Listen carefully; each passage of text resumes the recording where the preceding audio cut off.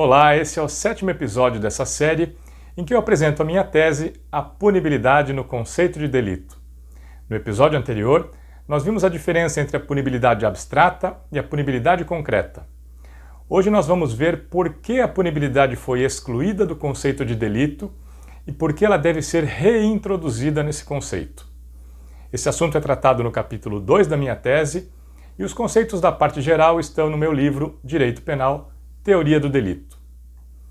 O primeiro conceito de delito, elaborado pela teoria jurídica, é do século XVI, e ele já incluía a punibilidade como um dos seus elementos.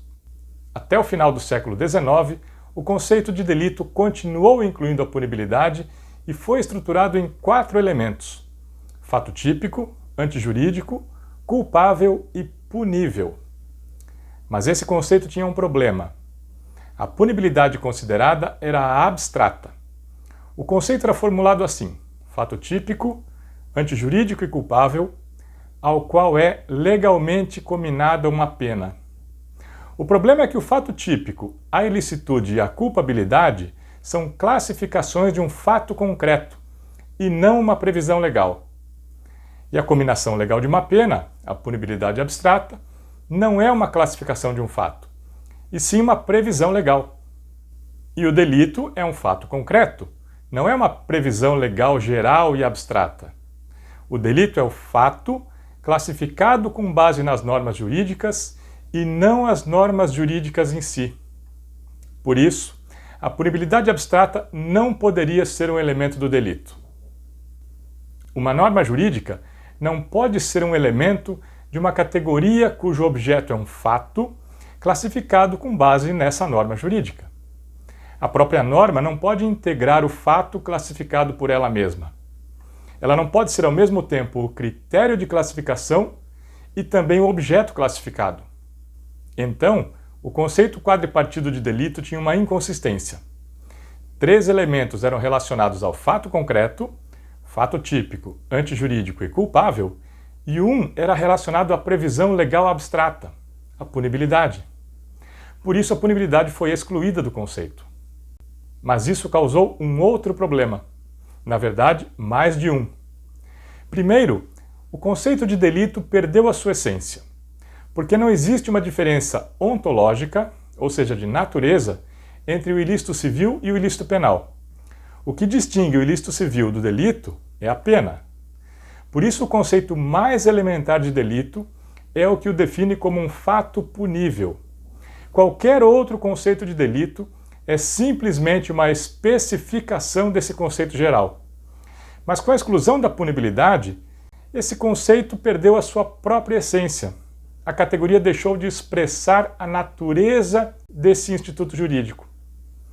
Porque o delito ficou sendo um fato típico, antijurídico e culpável, mas não um fato punível. E esse conceito é, evidentemente, inconsistente. O segundo problema é que o conceito ficou com um conteúdo meramente jurídico-formal. Não há lugar para a análise da lesividade do fato, a lesão ao bem jurídico. E por esse motivo, o conceito teve que ser dividido em 2, um formal e um material. Mas não tem nenhum sentido que uma categoria teórica tenha 2 conceitos completamente diferentes e que nenhum deles seja suficiente para definir o objeto. A proposta que eu estou apresentando nessa tese pode solucionar esses 2 problemas. E a solução é bem simples: substituir a punibilidade abstrata pela punibilidade concreta. O conceito de delito volta a ter 4 elementos, mas o significado do elemento punibilidade é alterado. Deixa de ser a cominação legal de uma pena e passa a ser a possibilidade jurídica de aplicação de uma pena ao responsável pelo fato típico concreto e merecedor de pena. A punibilidade é definida no caso concreto e com base na gravidade desse fato. A punibilidade não é mais uma mera previsão legal, geral e abstrata. É a possibilidade de aplicar uma pena ao fato concreto fundamentada na sua lesividade. E assim, o conceito integral de delito define a categoria como um fato punível e inclui o conteúdo material do delito nesse conceito.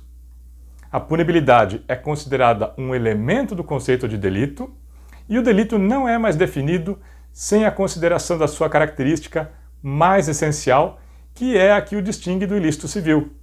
Afinal, se não houver nenhuma possibilidade jurídica de aplicação de uma pena em consequência do fato ilícito, ele não pode ser considerado um delito. Em outras palavras, sem punibilidade não há delito. E no caso, a punibilidade é a concreta. O conceito quadripartido de delito não era incorreto pelo número de elementos, e nem pelos elementos em si. O problema era a expressão do elemento punibilidade. O âmbito da punibilidade estava errado. O significado da palavra que foi considerado naquele conceito não era o adequado. A punibilidade deve integrar o delito, mas não em sua expressão abstrata, em sua expressão concreta.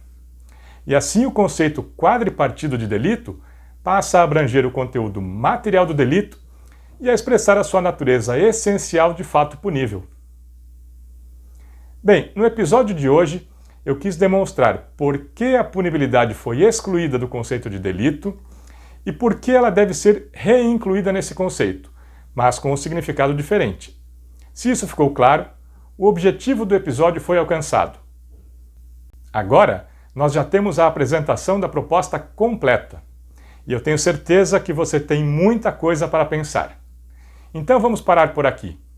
No próximo episódio, eu vou explicar a estrutura da punibilidade concreta no delito, ou seja, como é a relação entre ela e os outros elementos do delito.